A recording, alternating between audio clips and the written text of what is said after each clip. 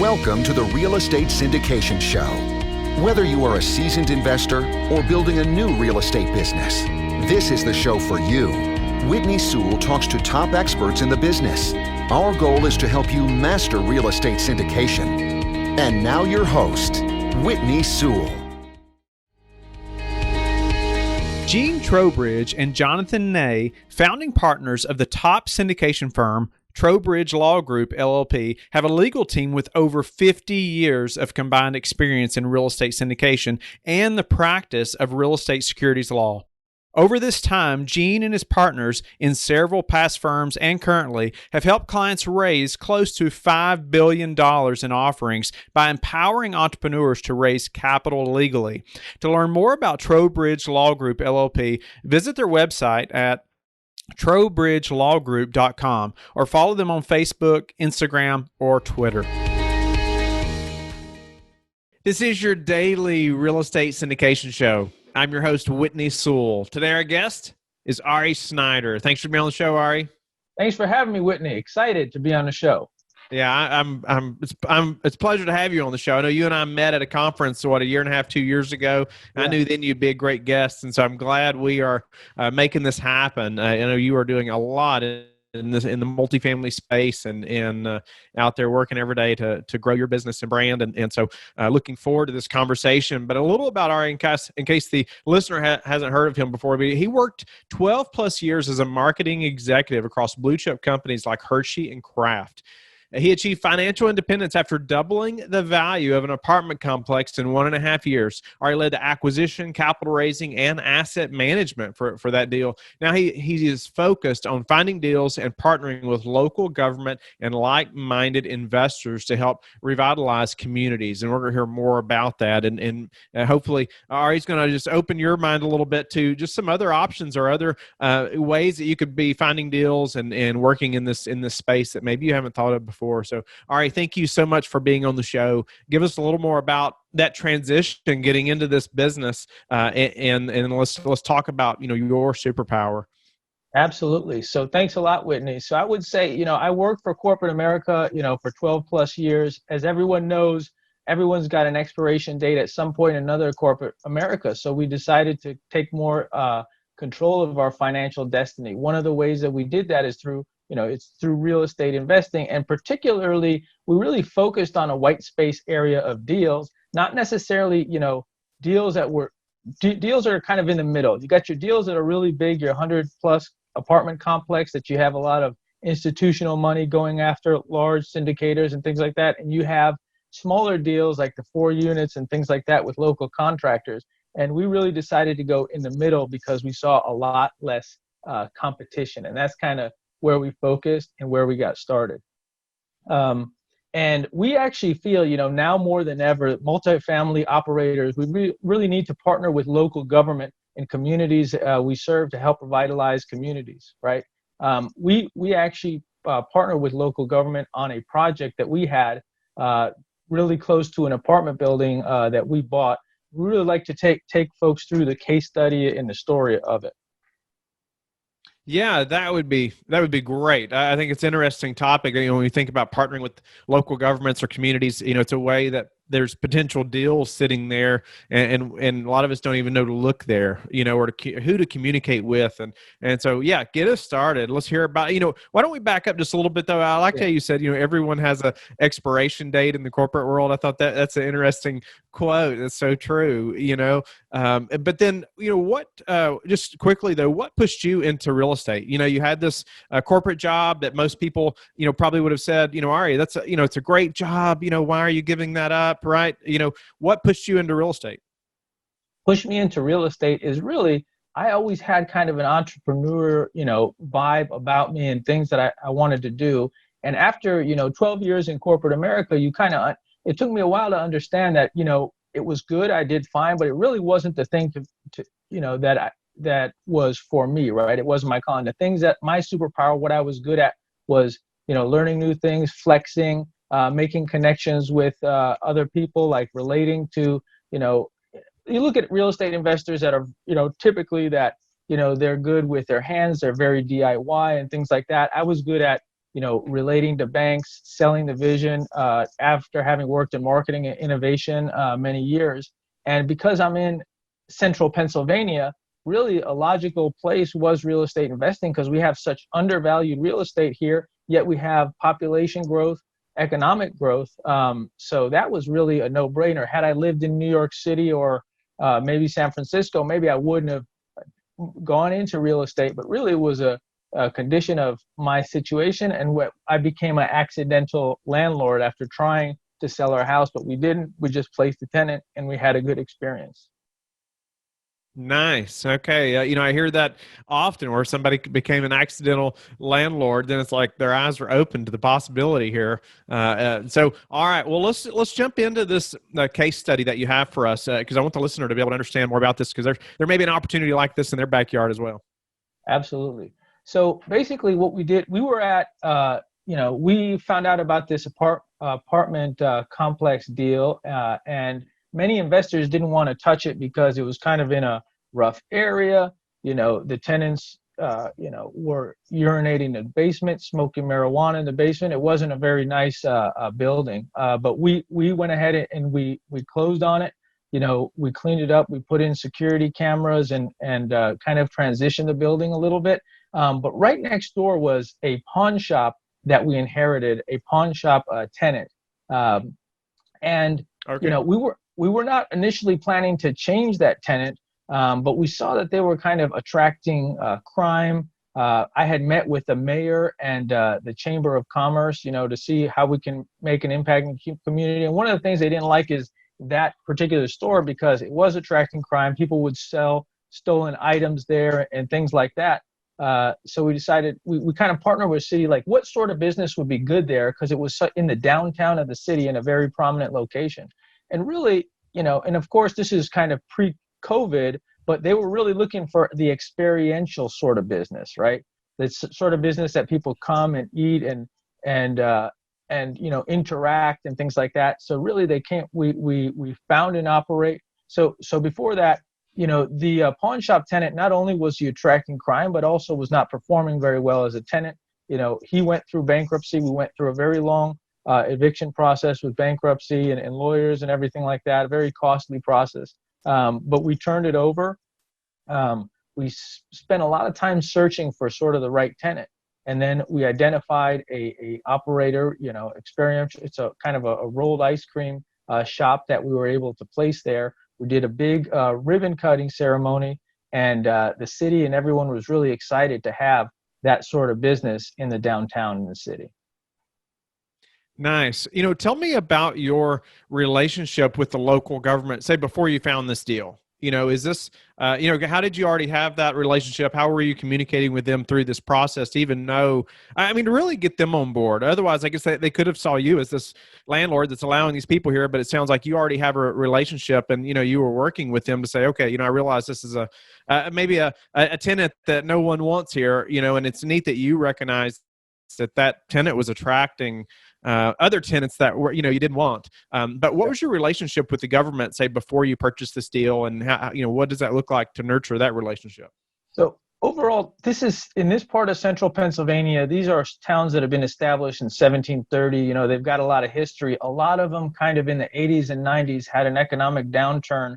With steel leaving town and things like that.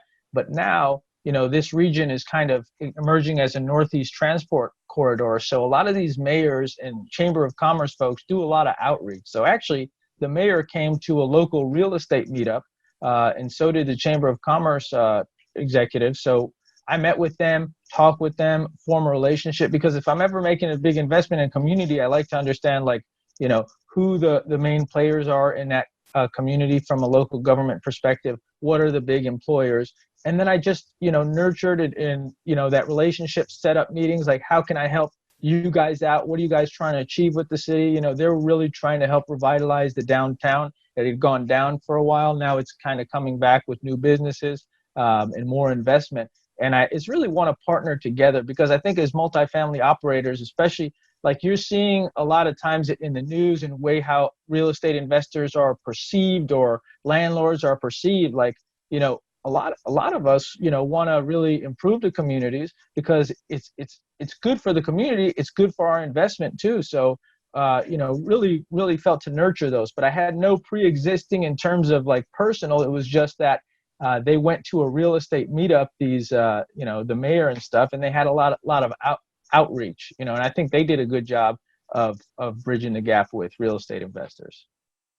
Nice. So the community, I mean, the people in the community were reaching out and connecting with you all. That's great. I mean, that they're proactive in that way. I don't feel like that's always the case. But too, depending on the size of the town, that may be difficult too. Exactly. Depending on what they're capable of or just the time available that they have. But tell me about a little more about this property a little bit. How many units? I know, and it sounds like there were residential units, but maybe there's commercial unit as well, or was it just a larger tract that had different buildings? So this is a 20-unit apartment building. We bought also the building next door and the building next door eventually after that, because one of the things that we're looking to do is buy abandoned buildings, redevelop them, put units in commercial spaces. So when we bought it was about 20 units. When we're done, it's going to be 30 units, right? So we're going to be putting in, totally new apartments and placing commercial tenants and really focusing. We've got like this chunk, this block right here. So that's kind of the size of it. And it's interesting because obviously if I was in a place like Dallas or a larger market, like the mayor wouldn't talk to you, wouldn't care, and right. It's harder to have an impact. But a lot of times these smaller communities, you can have a larger impact and make a bigger change. And that's one of the things that really attracted me to this area that I'm investing. But it's not like, but these are places that are growing too, from an economic perspective, from a population perspective, because like I said, there's a highway outside of this town and 10% of the entire US GDP passes through this highway. It's the 81 corridor. It's about 2.5 hours from New York City, an hour and a half from Philadelphia. You can get to Baltimore in about an hour and a half too. So this is a big area in terms of job growth, and a lot of the e-commerce providers, they want next day delivery in these big markets. This area is emerging. So it's really emerging as a good place to invest. So you found this property, you connected with the local authority or local government leaders at an REI club or meetup, right? Real estate meetup. And then, you purchase this property, there's issues. Give us some more, just the details you ran into and just maybe your business plan and how, anything that you ran into along the way. Yeah, absolutely. So when we first took over the building, we had 2 bedrooms. They were probably renting at about $550. We went in there and we probably turned about 90% of the units, new paint and flooring. Now a 2-bedroom is, renting at $850 a month. So we significantly increased rents. We put storage in the basement. We improved the common areas. We put in security cameras. We really wanted to make the residents feel safe and secure in this building. And we had a tenant appreciation party to really say, what's going to happen, in the building. So it was really like a building turnaround. We really felt that we had an impact in the community and these people's lives. But yeah, we also improved the value of the building significantly by doing so. Tenant appreciation party. That's so interesting. Just to really show them that like a new mayor's in town, right? Or new sheriff, and that you appreciate them too. But so tell me a little about how some of that was perceived by them, and were you able to keep any of the old tenants, or did you completely have to almost do a complete turnover?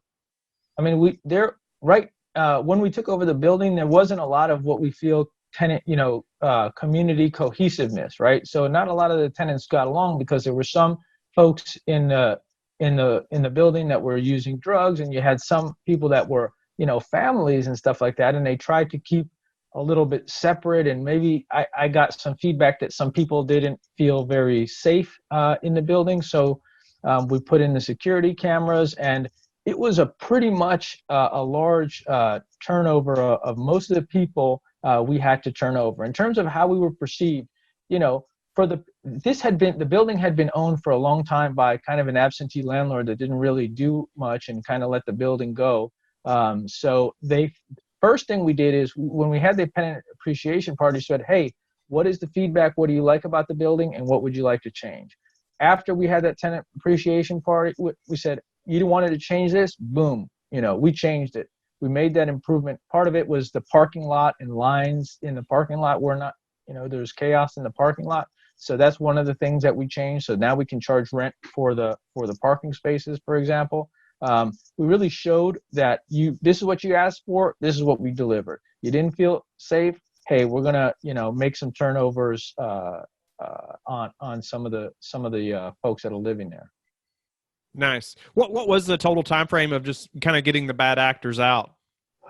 We kind of moved fast because actually a lot of the people were on month to month. So it was between 6 months to a year that we had most of the people out.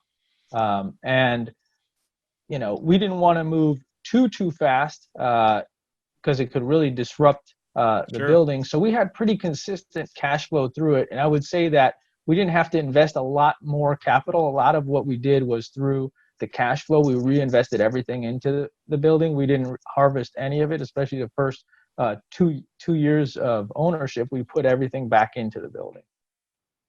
So no, it's so interesting. We've had properties where, when we added cameras, it's like so many bad actors were ready to leave. That helped us a lot. At different places. But are there one or two takeaways that you learned, Ari, from that purchase, just that you could share with the listeners that maybe you learned going through that process, from wherever through the process that maybe it was like an aha moment to you before we have to move to a few final questions.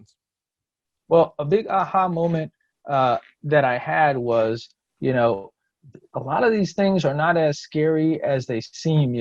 Taking a building that's, in trouble, that has some of these perceptions. It's just kind of like a formula. Listen to the folks, find out who your good tenants are, support them, get the local community involved, put in the security cameras. It's a lot. It's not as hard as you may think. You follow the script, you execute sort of the turnaround business plan. When I first got it and all this stuff for a minute there, I was like, what did I do? I've got this cushy corporate job. I don't have time for all this stuff.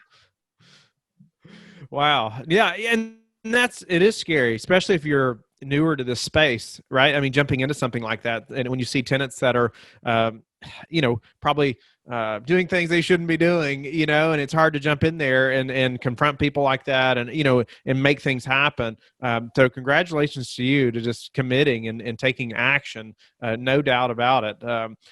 Was there one thing that just gave you the confidence to do that, or one or two things you could bring out that said, that helped you feel confident in just performing, through that business plan through a tough property like that?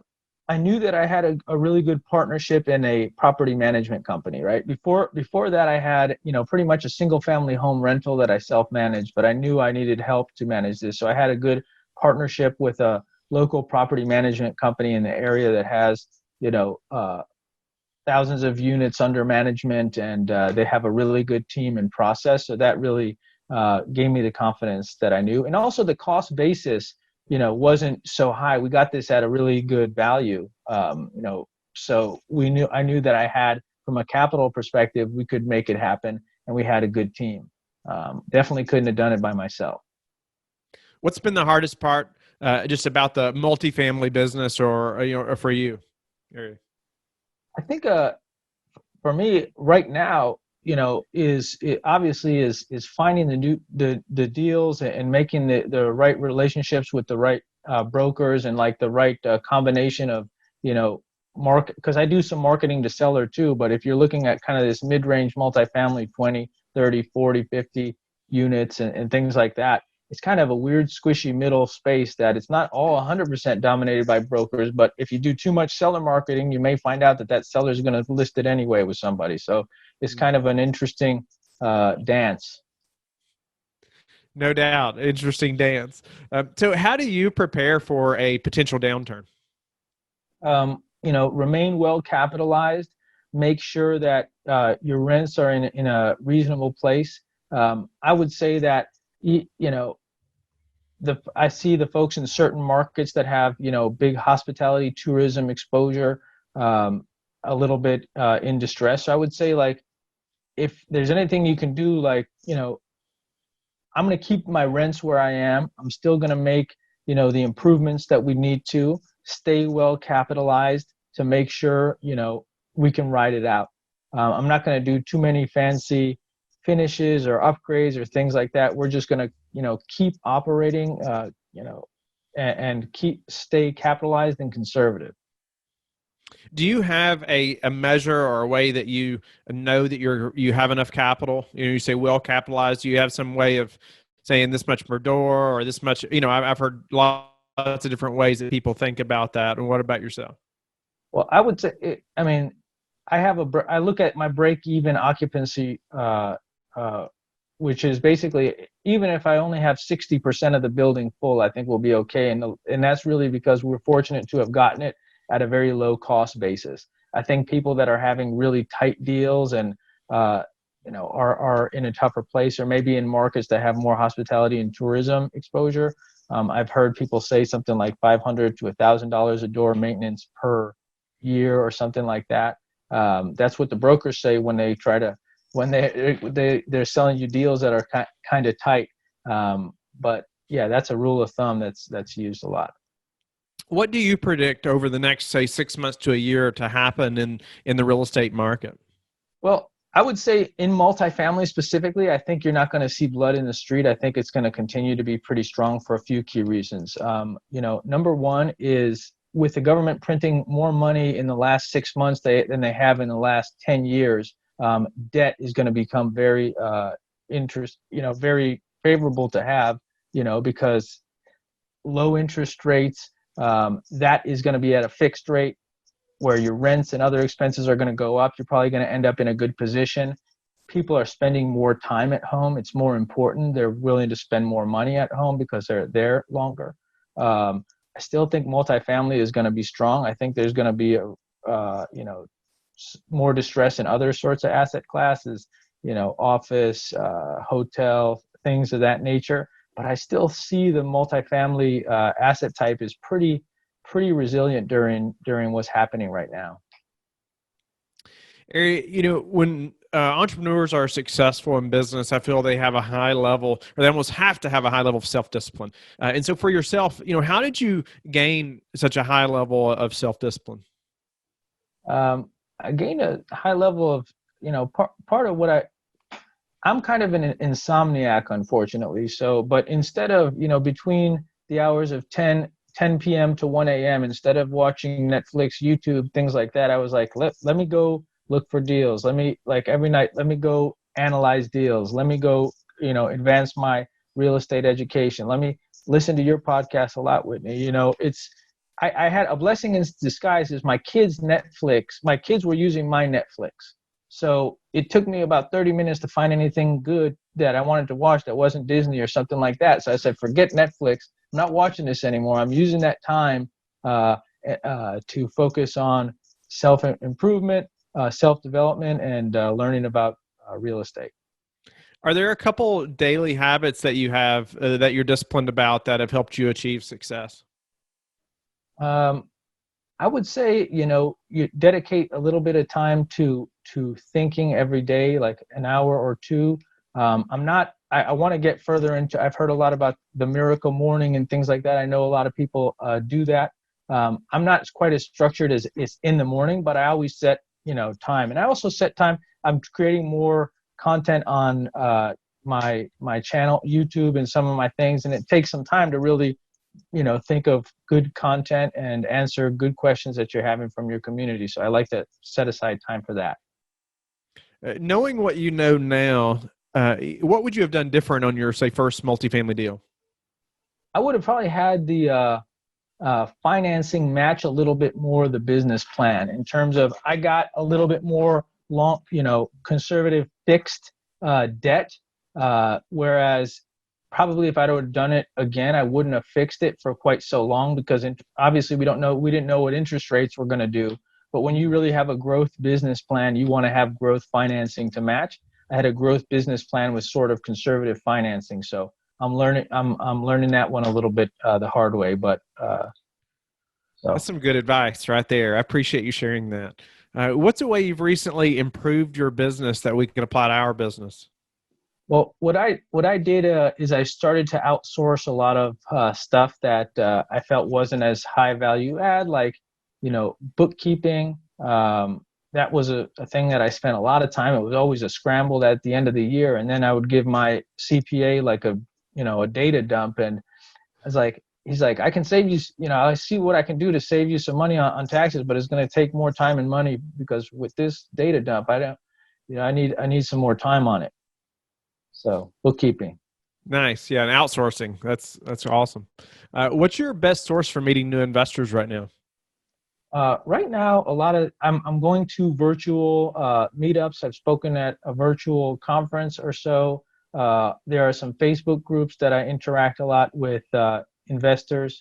Those are kind of the best. We've had a socially distanced investor meeting outside barbecue not too long ago, but those are kind of few and far between. What's the number one thing that's contributed to your success?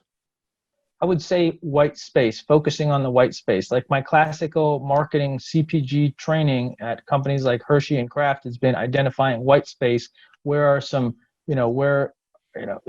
snacks at certain times of day or certain types of things. So for me, it's the white space of kind of that middle of the road multifamily in terms of like kind of the 20 unit to the 60 unit that not that many people are necessarily looking at. Everyone's looking at the 1 to 4 unit and things of that nature because it's, and then you got the institutional and the larger syndicators that are looking at the 100 plus pristine B-class communities in Orlando that I'm not necessarily going to compete at. I'm going to be kind of the master and the focus of my market, partnering with local government. And that really, I'm now on the economic vitality committee for that city. So I find out about new opportunities, I'm the first one to know, so it's really the one to, really focusing on that market. I'm glad you brought that up. That's a smart move, right? I mean, be on a committee in the local government, or you're going to hear things, you're going to meet people, you're going to also just provide value to the city as well. So, all right, how do you like to give back? We like to give back by, investing in local community, making improvements, taking blighted buildings and redeveloping them into multifamily commercial. We like to plant trees in our local community. A lot of what we do is tied to our business and tied to the areas that we invest. Nice. Well, all right. I'm grateful for your time. You've provided a ton of value to the listeners and myself today, and just sharing about this one project alone and how you worked with the local government, how you made that connection, and then how you even became or got on a committee and what that's done as well. But just your just self-discipline and all those things. I'm grateful for your time, and share with the listeners how they can get in touch with you and learn more about you. I want everyone to go to capitalrealestate.com/social impact. So you can kind of see, we did a video about the case study that we talk about on this podcast. So you go to capitalrealestate.com/social impact, and we're going to have the whole thing there. You can, reach out to me at info@capitalrealestate.com. And I'd really love to hear from, folks that are interested in, social impact investors, people that care about this type of investing and improving communities. I'd love to hear from you. Thank you for listening to the Real Estate Syndication Show, brought to you by LifeBridge Capital. LifeBridge Capital works with investors nationwide to invest in real estate, while also donating 50% of its profits to assist parents who are committing to adoption. LifeBridge Capital, making a difference, one investor and one child at a time. Connect online at www.lifebridgecapital.com for free material and videos to further your success.